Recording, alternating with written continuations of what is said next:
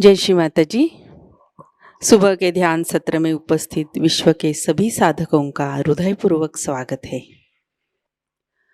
कुंडलिनी चढ़ाकर बंधन लेते हैं।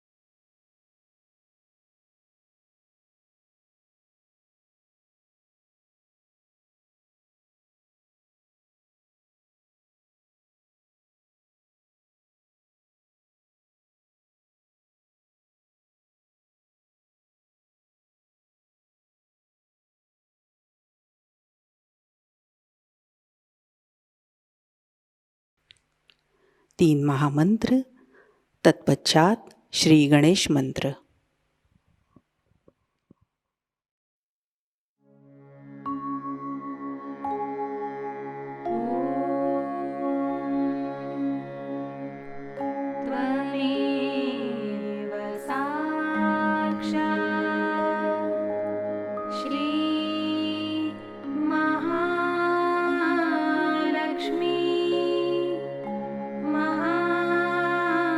Saraswati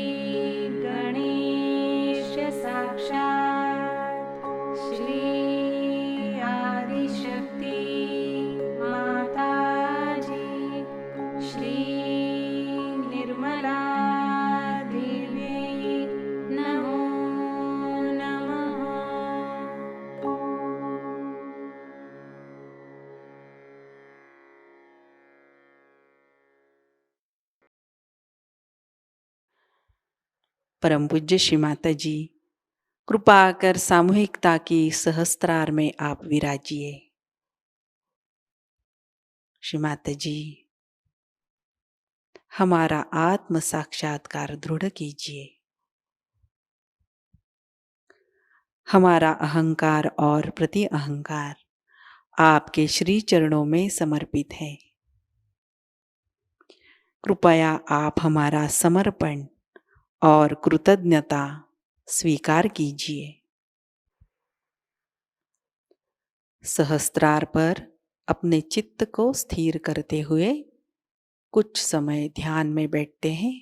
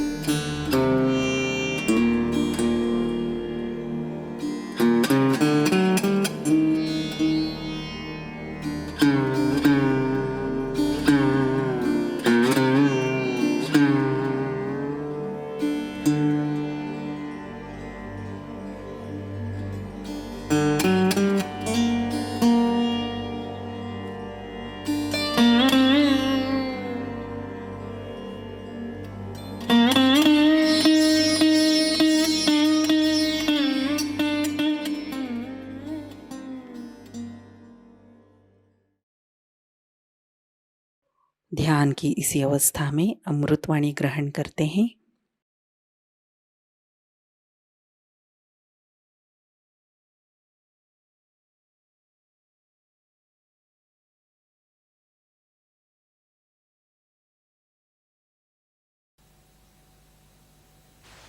Today we have assembled here to do Shri Buddha Puja. I don't know how many of you have read of Buddha's life and how ultimately he achieved his enlightenment. I don't know how many of you have really seen the Buddhists or have met them, those who call themselves Buddhist. As in every religion, all of them got lost into some sort of a fundamentalism, because none of them got realization, and that's why everybody established their own style of religion. Even you can say that Tao of Lao Tse also, or Zen of Viditama, all of them are offshoots of the same.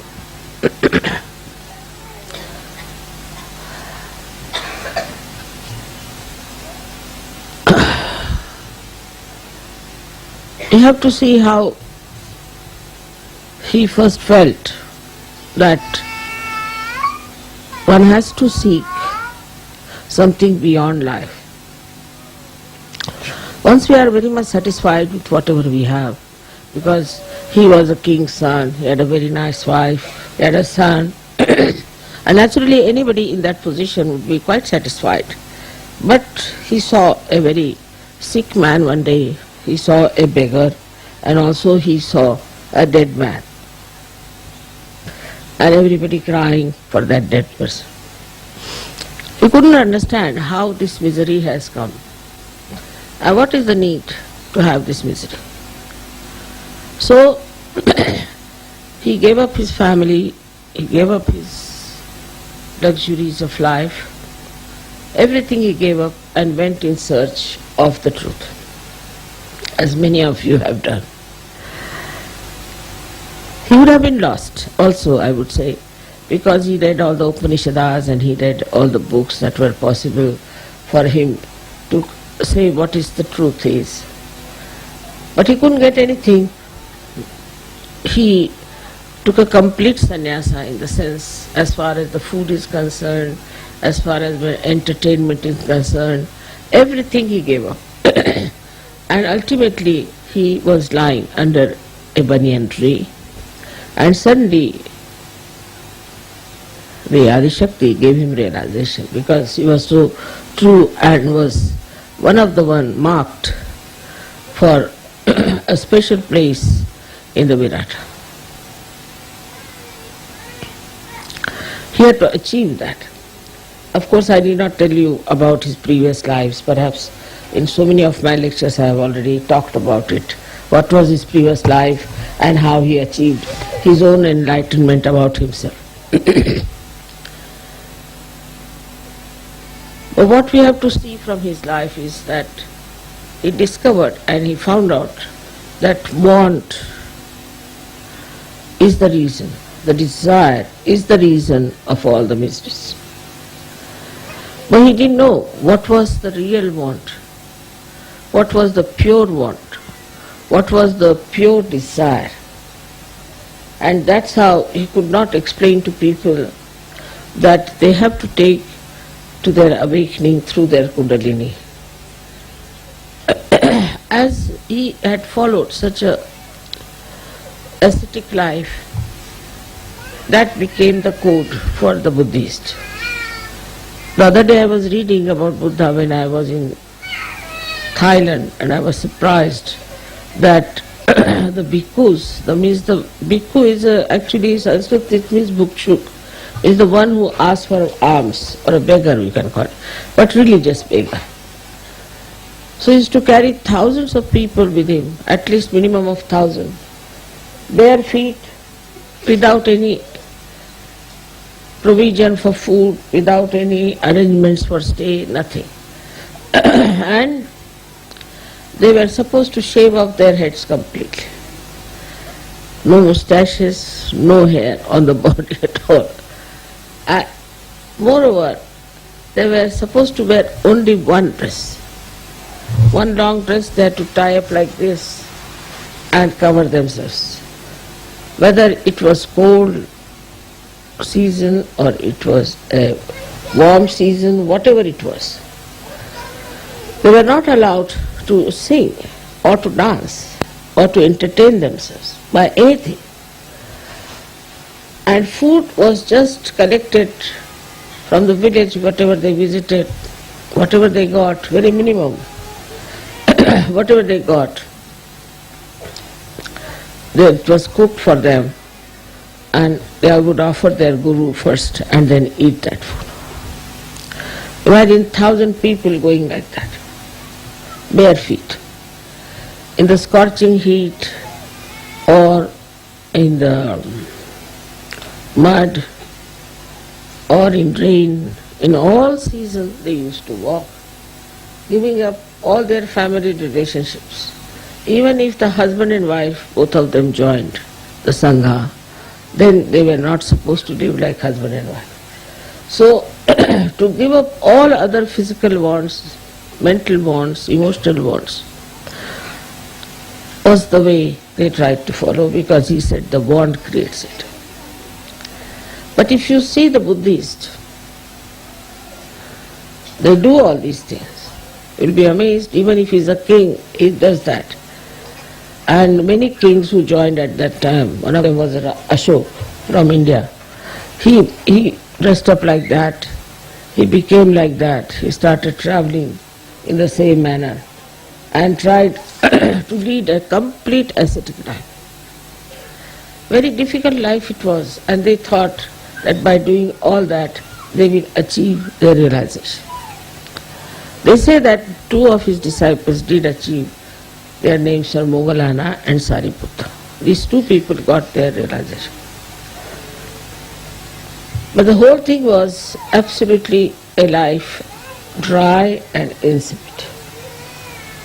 Had no fun in it. No children were allowed, no family life was allowed. So it became a very secluded, very harsh, I can say very dry life. Though it was called as a Sangha, means the collectivity. But in that collectivity, there was no report as such, because they were not supposed to talk too much. They were not supposed to discuss anything about, say, politics or economics or anything. Only they could talk about meditation of achieving the highest life.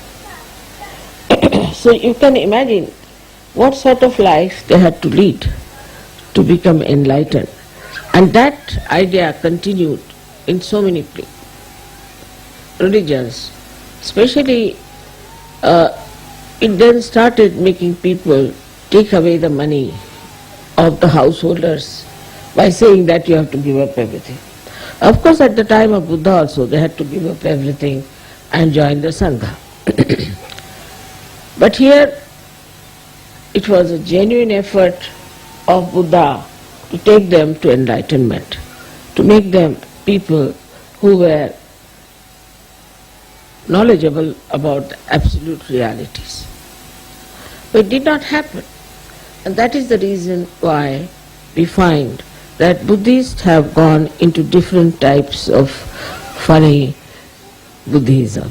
For example, now we have some Buddhism, say in Japan, where it was not allowed to kill any animal. So they said, all right, we are not killing any animal, but we can eat killed animals. They found out a solution out of that. Then also, then they could kill human beings, because it's not allowed to kill animals, but we can kill human beings. So Japanese become experts in killing human beings. How people find out loopholes, you can see this very clearly. Then the second type of Buddhism came, where this Lao Tse taught about Tao. But Tao actually he's the only one who started talking about Kundalini. Tao is the Kundalini. But that too was too much for these people. They just couldn't understand what he was talking about. But the way he expressed himself in paintings and other things, just to deviate from that kind of a harsh Buddhism. But somehow, despite that, it never took proper roots. And I have met people who follow Tao and absolutely don't understand how these people are following the path of Kundalini. There's a river called Yangtze by which, when you travel, you find variety of things. After every 5 minutes, the scene changes, all the beautiful mountains take another form, and you have lots of waterfalls, and it's very interesting. That is the Kundalini. Tao is that river. But it said that you should not divert your attention to these temptations which are outside. You should see them, but move. And that is what is Tao, which he brought in. But they got lost, because they started painting all those things and doing all kinds of more into art. Basically, Buddha never thought of any art. He never wanted to have any art, and he didn't want to do anything with art. He said, but only thing is that you have to introspect and go within and deep down and find out what is the absolute truth. So the whole thing started deviating like this. Then this Zen system was the same as mixed up with Kundalini, which Viditama, one of his great disciples, who started in Japan. Now, the Zen system is that they used to put, I sometimes hit also on the back of the, what you call the spinal cord, on the chakras, and they would try to raise the Kundalini. All kinds of horrible things. In the Zen system they developed very harsh methods of raising the Kundalini. It went to such a limit that I have met people who have broken their spinal cords. Then Kundalini will never rise in any case if the spinal cord. Please pay attention here. One lady walks out, then attention goes out. If your attention is so poor, please pay attention here. Do you understand that? If one person walks out, your attention should not go, and please don't come inside to disturb. You see, the trouble is we must understand that our attention has to be steady. Any lady walks out, if your attention moves out, then understand that you have to meditate more. Please keep the attention. So now, then this Viditama Zen also took a very different form. I met with the head of the Viditama Zen system, and I was surprised because they called me because he was very sick, so they said, Mother, please help him to cure. But I found he was not at all a realized soul and did not know a word about Kundalini. So I said, how are you the head? How is it that you have become the head when you do not know the meaning of Kundalini? So he said, what is Kundalini? He couldn't understand anything. I said, what is Zen? Zen is to meditate, dhyan. I said, all right. But what about it? Yes, there is. So confused he was. Then I asked him, you are not a realized soul. Then how is it you are the head? He said, we never had any realized soul for now ages. Only for 6 centuries we had some Kashyapas, they called them Kashyapas. And after that we had no realized souls at all. So just think, under what circumstances you got your realization. Without sacrificing anything, without giving up anything, without working out any one of these tapasyas, penances, because Buddha is a tapa. These 3 deities on your Agya Chakra, Christ, Mahavira and Buddha, 3 of them are tapa. Tapa means penance. You have to do penance. And penance now in Sahajayoga doesn't mean that you give up your wife or give up your husband, give up your children, give up your family. But here tapa means meditation. And for meditation you must know when to get up. That should be the most important thing for a Sahajayoga. The rest of the things automatically will work out. And you'll understand. To grow your depth, you have to meditate. It's an absolutely simple thing. You don't have to shave your head. You don't have to starve yourself. You don't have to walk bare feet. You can sing, you can dance, you can entertain yourself with music. You are not even allowed to see a drama or a play or anything like that. So many things, if you see the list, you'll go really crazy. How could people exist? But there were 1,000 people with him who were traveling with him. And they became so poor, they were just wearing rags. Ultimately, a big trader was passing by and he saw them and he thought, what poor people, these are just beggars. God knows they are lepers or what are they. And he had a great feeding for them and he gave them some food to eat and everything. And still he did not know that it was Tathagata, means it was Buddha who was going. So the Buddha's main thing, Buddha itself means Bodh, from Bodh. And the Bodh means to know the reality on your central nervous system is. the Buddha. You all have become now Buddhas without giving up anything, because whatever he gave up was all nonsense. It was a myth. If it was a myth, what's the use of giving up the myth? What does it matter if you listen to music? What does it matter if you dance? It doesn't matter at all. But these ideas went so deep into these people that you really feel such pity and such compassion, that look at them, where are they getting lost? They don't eat their food, they have their food only once in a while, and they are starving. They look like really worse than TB patients. But while you people look like really roses, beautifully, all of you are enjoying life and everything is there. But still one has to know that we have to have that principle of Buddha within ourselves. And what is that principle of Buddha? Is that we have to do tapa. Tapa doesn't mean, I don't say you starve yourself. But also if you have too much interest in food, it's better to take too little fasting. I never said that you should not enjoy music, never, no question, you should. But then you should enjoy music which is for your emancipation, for your awakening, for your ascent. I don't say don't do, because yourself now you are a Buddha. Buddha was not to be told anything, he told everyone, but he was not to be told. In the same way, I don't have to tell you, it is only you have to understand. But sometimes we are really bound by so many conditionings that I find very difficult for people to understand what is the spirit. Spirit is boundless. It is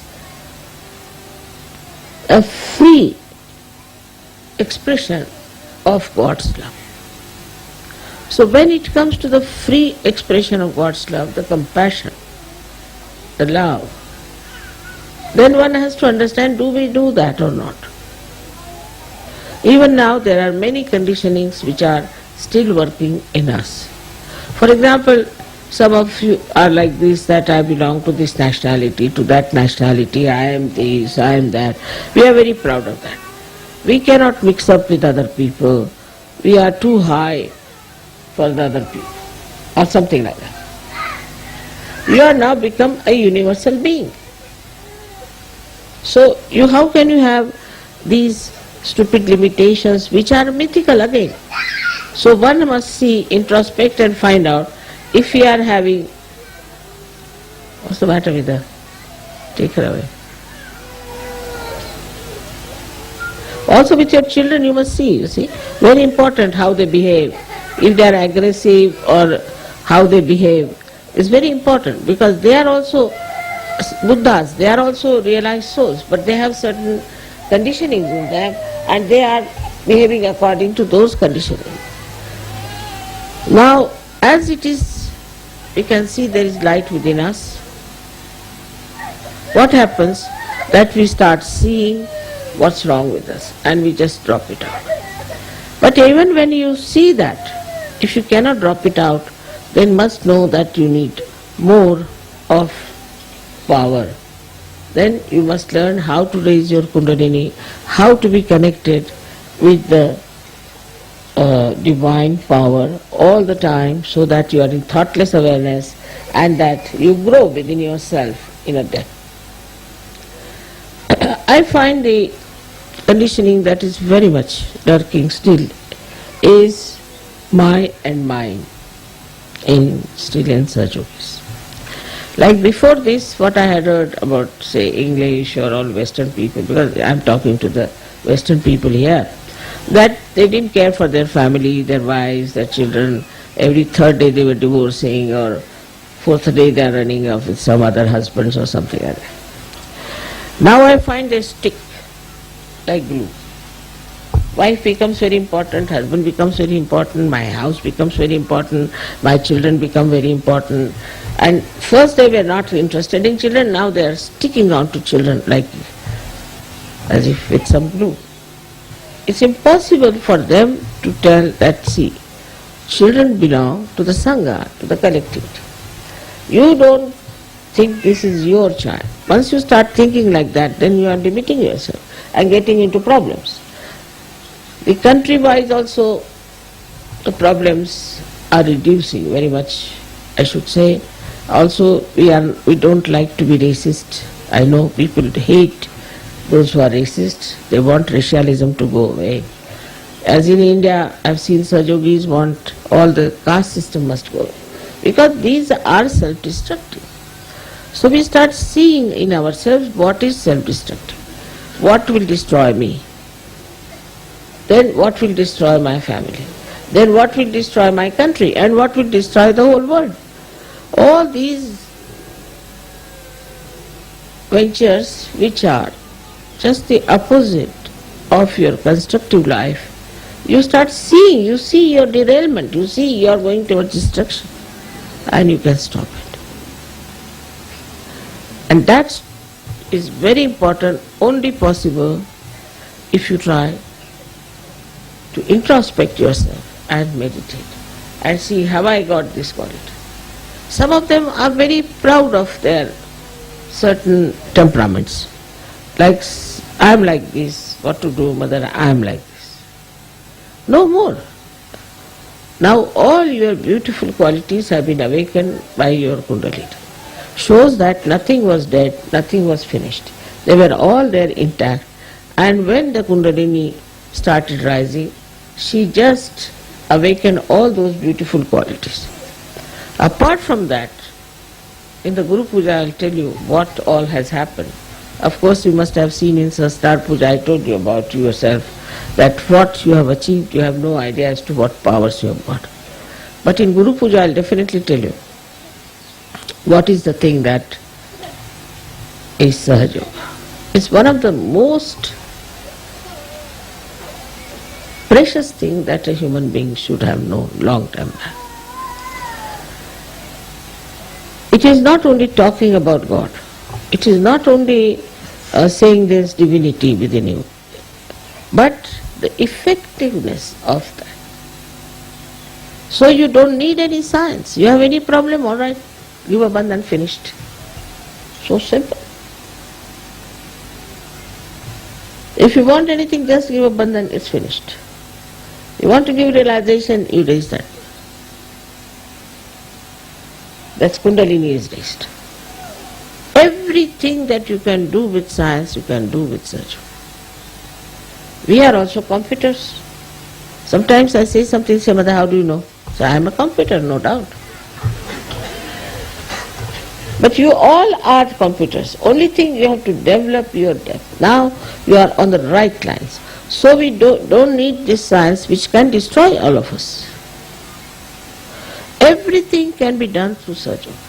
And this is what I'll explain to you in Guru Puja, how you become so capable. So please have self-esteem. You must have self-esteem and understand that you are a Sahajayogi.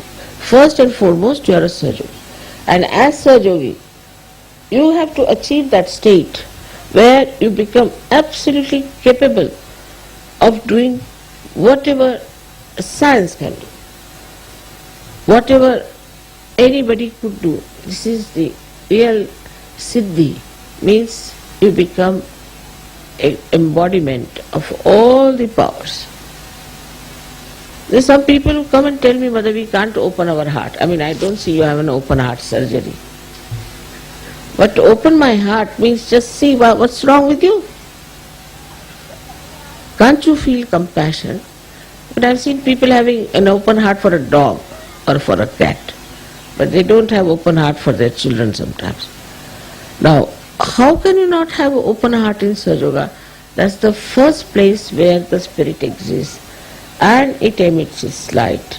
And when it emits its light, that's the first place where you see the life of a person who is full of love. So how can it be there is this problem that I can't open my heart? This must be coming because you have only ego but no self-esteem. So Buddha is the one who is the killer of ego. He is the killer of ego. He is, as you have seen it, he is moving on your Pingala Nadi and comes and then settles down on this side, the left side. He is the one who is the controller of our ego, and how he has tried to compensate this right side. First of all, you must have seen the laughing Buddha. He is very fat, and a person whose right side is very thin. He is never laughing, never smiles even. Even if you tickle, he may not. So, they have shown Buddha as a person. He'll have many children sitting on his stomach, all over his body and everywhere, and he'll be laughing. So just see how they have shown the compensation of Buddha, the one who is the controller of our right side. So how he controls our right side, just laughs out of it. He makes fun of himself, he makes fun of everything. Anything they see, for example now, as he said, don't see any drama. Alright. I say you see every drama. But in that you see with your enlightened consciousness, you can see the stupidity of it and enjoy the stupidity. For example, this Elizabeth lady was married 8 times or something, 9, I don't know how many times she was married, I've lost count. So these stupid people went there, 3,000-4,000, imagine, more than you people, were standing around, and there were helicopters who were sending parachutes down, and everybody was so much enamored, and the parachuters were falling on the trees, sometimes falling on the people. And it was all in the newspaper, a big news for these Americans, you see. So you should see the stupidity of that. If you could see the stupidity, then it's all right. But if you become one of those spectators and think that, oh, what a thing is the... what a luck that I've been able to see this lady, such an inauspicious person, going for her honeymoon. Then, you see, anything you see, now say, I went to Rio and they showed me the way they are having carnival. My God, I felt like vomiting. If it is something stupid, you can see the essence of it. If it is something humorous, you can see the essence of it. So what happens with that attention? That you see to the essence of the whole thing, related to reality. Compared to reality, it is stupid. In the light of reality, it is stupid. It can be mythical, it could be false, it could be hypocritical, all kinds of things which are not reality. But if you are a Sahajayogi, you should be able to see that point and enjoy. I have seen children do that very easily and they understand. Up to a certain age, then I don't know what happens to them. But say when I had my children, they used to go to see Ram Leela, you see. Very small they were, at those school, they were studying in school. Every day they would go with our servant to see. All the servants would have a Ram Leela and they would go and see. And they would come back and tell me all the fun about it. And they said, today Dashrath and his wife, you see, had such a fight, and suddenly we discovered both were men in that fight, you know. They were fighting each other. Something like that. And every time they used to tell me the fun of it. But my servant said, look at our, this baby, they call them, the babies.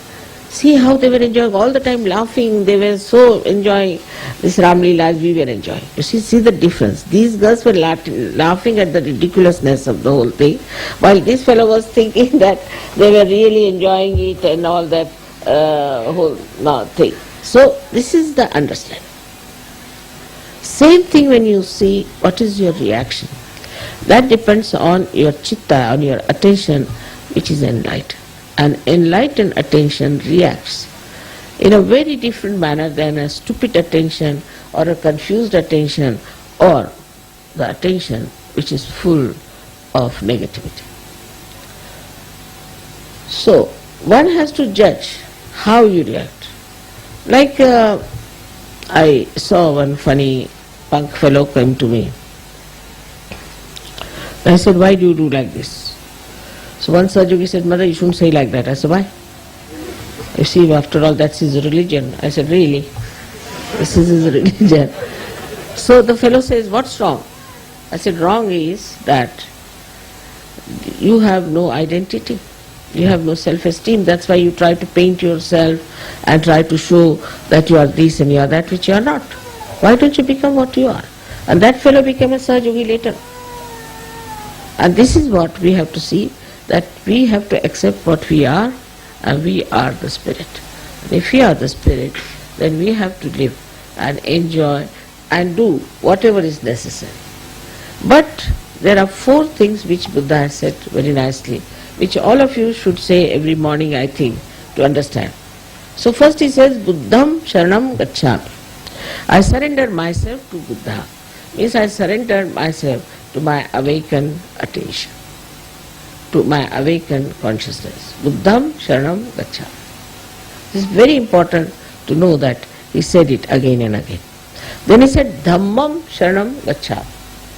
That is, I surrender myself to my dharma. Dharma is not what is outside these religions which are mythical and which are gone into some sort of a pervergence, but the religion within myself, the innate religion. I surrender myself to that, which is righteousness, which you know very well, what are the real things within us which gives us all the value system. Then the third thing he has said, Sangham Sharanam Gacchami. I surrender myself to collective. You have to meet. I am trying my level best to get some place where you can all meet, even in the name of a picnic or anything, at least once a month. Sangham Sharanam Gacchami is very important, because then you know that you are part and parcel of the whole, that a microcosm has become the macrocosm, that you are a part and parcel of the Virat, that you become aware of it. And that is how things work out very fast. That is how we help each other. That is how we discover a person who is negative, that's how we discover who is not. We discover a person who is egoist, who is not egoist. That's how we discover the people who are not at all Sahajogis, claim themselves to be Sahajogis, and we just give them up. We understand. Without coming to the collective, without being collective, you can never understand the value of collectivity. It is so great. It gives you so many powers. It gives you so much satisfaction and joy that one must in Sahajayoga first pay attention to collectivity. Even supposing there's something missing, doesn't matter. You just become collective. While coming to collective, you don't have to criticize others. You don't have to call names of others. You don't find faults with them. But you introspect yourself and know that why, when everybody is enjoying themselves, why am I the one sitting down and trying to find faults?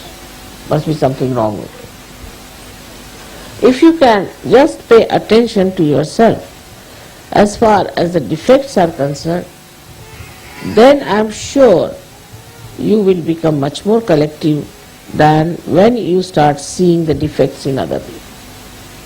And no use seeing. Supposing I have a spot on my sari, I better clean it.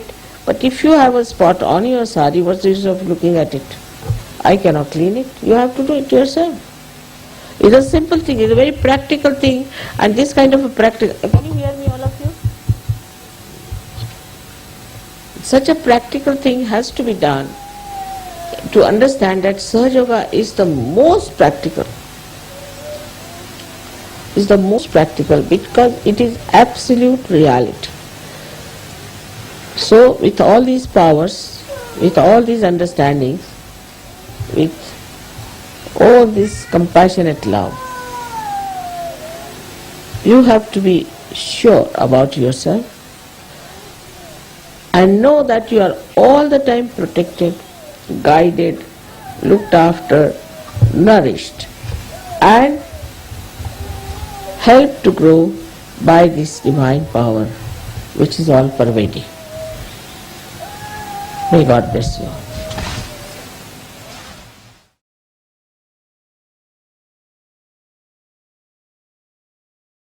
कुछ समय ध्यान में बैठते हैं।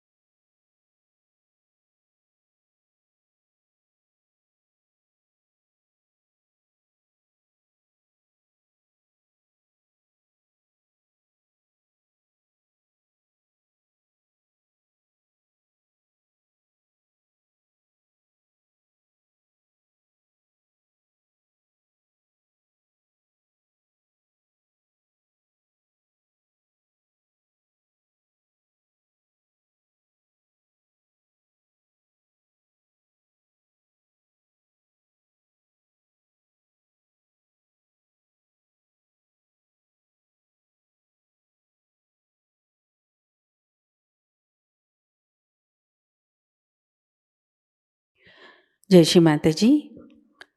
परम पूज्य श्री माता जी की श्री चरणों में हम प्रार्थना अर्पित करते हैं। परम पूज्य श्री माता जी, आज का ध्यान आपके श्री चरणों में समर्पित है। आज की अमृतवाणी में आपने हमें जो ज्ञान प्रदान किया, सामूहिकता आपकी ऋणी है। हमें भौतिक प्रलोभनों से दूर रखिए। हमारे अंदर स्वयं शिस्त प्रस्थापित कीजिए। श्री माता जी, कृपा कर हमें आविर्भाव स्थिति में, अतीत स्थिति में, अकर्म स्थिति में स्थित कीजिए। श्री माता जी, हमारे अंदर संपूर्ण विवेक और समर्पण भाव प्रस्थापित कीजिए। परम पूज्य श्री माता जी, आज के ध्यान में अगर हमसे कोई गलती हुई हो, कृपा कर हमें क्षमा कर दीजिए। हमारी प्रार्थनाओं का स्वीकार कीजिए और हमें आशीर्वादित कीजिए। आपके श्री चरणों पर कोटि कोटि प्रणाम, अनंत कोटि प्रणाम। जय श्री माता जी। कुंडलिनी चढ़ाकर बंधन लेते हैं।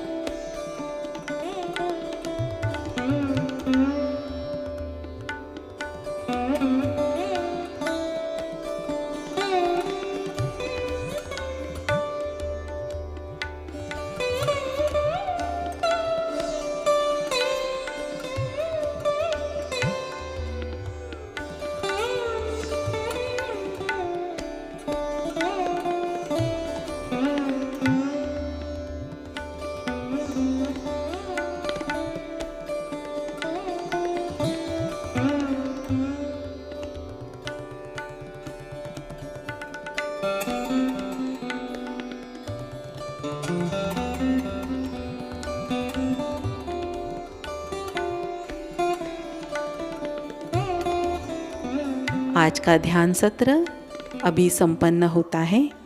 जय श्री माता जी।